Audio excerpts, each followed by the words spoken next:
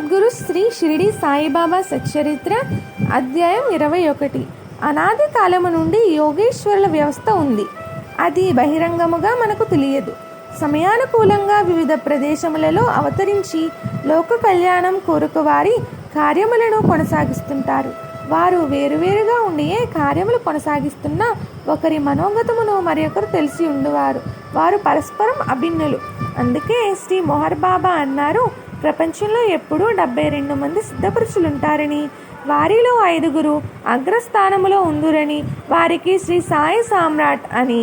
అలా ఉండు మహాత్ములు ఒకరు చేసిన దానిని మరొకరు పూర్తి చేయట కలదు. ఇప్పుడు అట్టి లీల ఒకటి తెలుసుకుందాము. విహెచ్ ఠాకూర్ అనునతని ఆధ్యాత్మిక సాధనను అప్పాయను కన్నడ యోగి ప్రారంభించగా దానిని శ్రీ సాయిబాబా ఎట్లు కొనసాగించారో తెలుసుకుందాము. రెవెన్యూ శాఖలో గుమస్తాగా పనిచేయ ఠాకూర్ సర్వే పార్టీతో కలిసి బెలగాంకు దగ్గరలో ఉన్న వడగాం అను పట్టణమునకు వెళ్ళినప్పుడు అప్పాయను కన్నడ యోగిని దర్శించాను. ఆ సమయమున వారు విశాల సాగరము అను వేదాంత గ్రంథమును అచట వారికి బోధించుచుండెను. ఠాకూర్ వెళ్ళుటకు సెలవు కోరగా, అలానే వెళ్ళు, ఇదిగో ఈ విచార సాగరము అనే గ్రంథాన్ని చదువు అని ఆ గ్రంథాన్ని ఇచ్చి, దీనివల్ల నీ మనోభీష్టము నెరవేరుతుంది.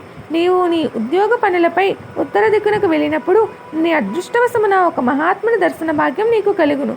అప్పుడు వారు నీకు భవిష్యత్ మార్గాన్ని చూపించి నీ మనస్సుకు స్థిరత్వము కలిగించి ఆత్మజ్ఞానాన్ని కలిగిస్తారు అని ఆ కన్నడ యోగి ఠాకూర్కు చెప్పి అతనిలో ఆధ్యాత్మిక జ్ఞానమునకు అంకురార్పణ చేశారు. అటు తరువాత కాలంలో జిన్నూరు అను ప్రాంతమునకు ఠాకూర్కు బదిలీ అయినది.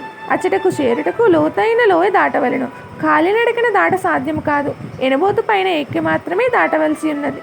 దానిపై ఎక్కి ప్రయాణించుటలో ఠాకూర్ బాధపడెను. అచట పని పూర్తి కాగానే ఠాకూర్ కళ్యాణికి బదిలీ అయినాడు. అచట నానాసాహెబ్ చాందోర్కర్ను కలుసుకొనడం జరిగినది. వారు చెప్పటం వలన షిరిడి వెళ్ళే భాగ్యము అతనికి లభించినది. అతను శ్రీ సాయిబాబాను దర్శించి వారి పాదములకు నమస్కరించగానే ఆనంద బాష్పములు వచ్చినవి. శరీరం పులకించినది. అట్టి స్థితిలో ఉన్న ఠాకూర్లతో సర్వజ్ఞుడకు బాబా ఇట్లనిరి, అబ్బా చెప్పినంత సులభమైన బోధ కాదు ఇచ్చట మార్గం. అలానే ఎనుబోతుపై నానేఘాటు దాటకంటే కష్టం. ఈ ఆధ్యాత్మిక సాధనా మార్గం కఠినమైనది. శరీరమును అరగతీయవలసిందే అని చెప్పిరి. శరీరం అరగతీయట అంటే నిరంతరము ఈ సాధనలో కృషి చేయాలి. కష్టమని ఊరకుండరాదు. సమయమును సద్వినియోగం చేసుకుని ఈ శరీరముతో రాత్రింబవల్లో సాధన చేయాలని బాబా చెప్పుట. బాబా మాటలతో కన్నడ యోగి చెప్పినది యథార్థమని గ్రహించాడు. వాడు చెప్పినట్లు శ్రీ సాయిబాబా అనుగ్రహము లభించిందని తెలుసుకున్నాడు. వెంటనే శ్రీ సాయిబాబా పాదములపై శిరస్సునుడి నమస్కరించి నన్ను అనుగ్రహించండి అని బాబాను ప్రార్థించారు ఠాకూర్. ఆధ్యాత్మిక జ్ఞానం పొందుటకు పుస్తక జ్ఞానం చాలదు. గురువు యొక్క అనుగ్రహం తప్పనిసరి. అప్పా చెప్పినదంతయు నిజమే కానీ గ్రంథమార్థము తెలుసుకొనకుండా ఊరకనే చదువుట వలన ప్రయోజనము లేదు. అందువల్ల నీవు చదివిన విషయమును మననము చేయవలె, అనగా విచారణ చేసి అర్థం చేసుకోవల వలన. అలా అర్థం చేసుకున్న దాన్ని నిధిధ్యాసలోనే అనగా ఆచరణలో పెట్టవలను. అట్లు చేయనిచో పుస్తకము చదవటం వల్ల ప్రయోజనము లేదు.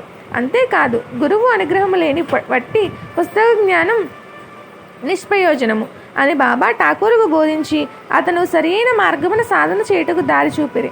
కనుక వట్టి పుస్తక జ్ఞానం చాలదని గురువు అనుగ్రహం పొందుట ఆధ్యాత్మిక మార్గములో అవసరమని అవగాహన అయినది. ఎన్ని గ్రంథములు చదివినా గురువును ఆశ్రయించి అనుగ్రహం పొందనిది ఆధ్యాత్మిక సాధన పూర్తి కాదని తెలుపు లీల ఇప్పుడు తెలుసుకుందాం. పుస్తక జ్ఞానమునకు పరిమితుడై సంతృప్తి చెందని ఆనందరావు పాటంకరు అనినతడు షిరిడీ వచ్చి శ్రీ సాయిబాబాతో ఇట్లు మొరపెట్టుకొనెను, నేను వేదాంగములను చదివినాను, అష్టాదశ పురాణములు కూడా విని ఉంటిని, అయినను నాకు శాంతి లభించలేదు. కనుక పుస్తక జ్ఞానం నాకు ఉపయోగపడలేదు. నాకన్నా పుస్తక జ్ఞానం లేని వారి స్థితియే బాగున్నది. మనశ్శాంతి లభించని పుస్తక జ్ఞానం నిష్ప్రయోజనము. బాబా మీ దర్శనం వల్ల ఈ నా బాధ తొలగిపోతుందని సన్మార్గాన్ని మీరు చూపుతారని తెలిసి మీ పాదాల చెంతకు చేరాను. నన్ను ఆశీర్వదించండి అని బాబాను ప్రార్థించాడు పాటంకర్. శ్రీ సాయిబాబా అతనికి జ్ఞాన మార్గ సాధనకు ఉపకరించు వినోదభరితమైన ఒక చక్కటి కథను ఇలా చెప్పారు. ఒకసారి ఒక వ్యాపారి వచ్చిన సమయమున గుర్రం ఒకటి అతని ఎదుట 9 లద్దెలను వేసినది. ఆ వ్యాపారి ఆ లద్దెలను తన పంచకొంగులో చుట్టు పట్టుకొనెను.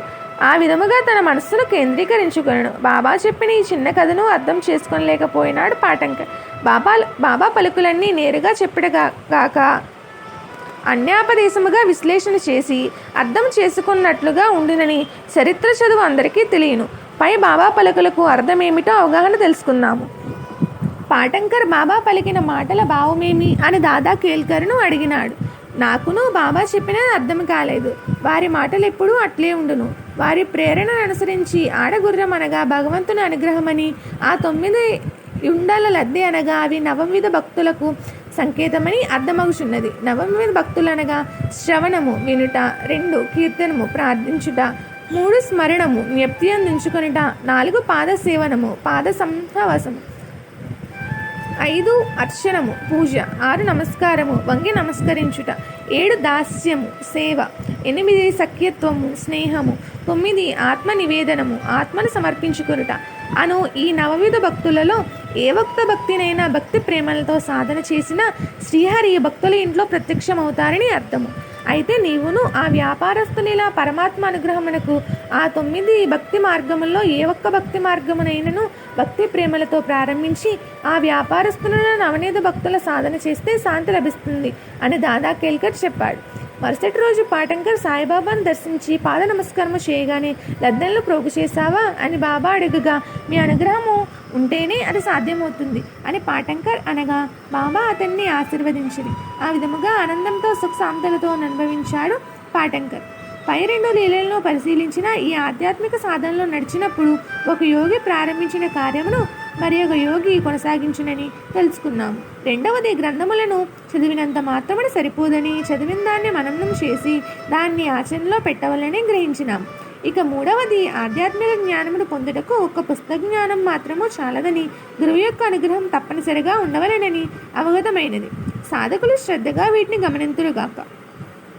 నేను ఎవరినీ నిందించరాదని పండరీపురం ప్లీడర్కు గ్రహింపు కలిగించి సంస్కరించిన బాబా.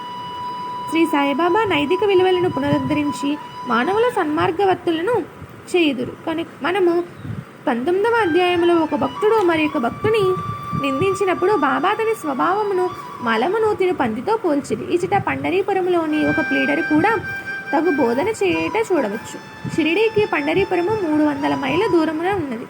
అచట సబ్జడ్జిగా పనిచేయుచున్న తాత్యాసాహెబ్ నూల్కర్ తన ఆరోగ్యంను బాగు చేసుకొనుటక షిరిడీ వచ్చి అచట్నే ఉండిరి. పండరీపురంలో ప్లీడర్ల విశ్రాంతి గదిలో ఈ నూల్కర్ విషయము అచట ఉన్న ప్లీడర్లో చర్చకు వచ్చినది.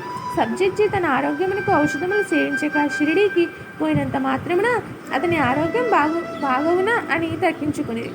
ఈ విషయంలో సబ్జడ్జిని వ్యాఖ్యానించింది. శ్రీ సాయిబాబాను కూడా నిందించింది. ఆ సమయమున అందులో పాలుపంచుకున్న ఒక ప్లీడర్ ఒకటి తర్వాత శ్రీ సాయిబాబాను దర్శించుటకు షిరిడీ వచ్చి శ్రీ సాయిబాబాను దర్శించినాడు. బాబాను పండరీపురంలో నిందించిన ప్లీడరు శ్రీ సాయిబాబాకు నమస్కరించుకొని బాబా అడగకి తను బాబాకు దక్షిణ కూడా ఇచ్చాను. అప్పుడు శ్రీ సాయిబాబా భక్తుల్లో కూర్చుని ఉండి వారి ముఖమును ఈ ప్లీడర్ వైపు తిప్పి ఇట్లు చెప్పిరి, ప్రజలంత టక్కరి వారు చెట పాదములపై పడి దక్షిణ ఇచ్చెదరు, కానీ చాటును నిందించెదరు. ఇది చిత్రము కాదా? బాబా పలుకు ఈ పండరీపురము ప్లీడర్కు సూటిగా తగిలినవి. బాబా పలికిన మాటల్లోని అంతరార్థమును గ్రహించినాడు. వాడాకు వచ్చి తరువాత కాకాసాహెబ్ దీక్షిత్తో పై విషయమునంతయో చెప్పి, బాబా పలికిన పలుకులు నా గురించి అని చెప్పి, నేను ఆ రోజు బాబాని నిందించట తప్పని బాబా ఇప్పుడు నాకు నిరూపణ చేసిరి. బాబా పలికిన మాటలు నాకు దూషణ కాదు, నాకు ఇది బాబా ఆశీర్వచన బోధయగును. ఇప్పటి నుండి నేను ఎవరినీ నిందించకూడదు, దూషించరాదు, మరియు ఇతర విషయంలో జోక్యం చేసుకునరాదు అని నిశ్చయించుకొనిను. శ్రీ సాయిబాబా సర్వజ్ఞతకు అడ్డు లేదు. ఎంత దూరంలో ఉన్ననో శ్రీ సాయిబాబా సర్వంతర్యామి అగుటచే వారి దృష్టి నుండి మనము తప్పించుకొన జాలరు. మీరు ఎక్కడున్నను ఏమి చేయుచున్నను నాకు తెలియనని గుర్తుంచుకొనుడు అని 3వ అధ్యాయంలో చెప్పి ఉండిరి కదా. ఈ విధముగా పండరీపురము ప్లీడరు దుర్గుణములను పోగొట్టి సన్మార్గవర్తుణ్ణి చేసింది. కనుక మనము చేయు ప్రతి కార్యము ఎచట ఉన్నప్పటికీ శ్రీ సాయిబాబాకు తెలియనని అవగాహన పొందినాము. అట్లే ఎవరినీ నిందించరాదని అవగాహన అయినది. ఓం శ్రీ సాయి గురవే నమః. 21వ అధ్యాయం సమాప్తము.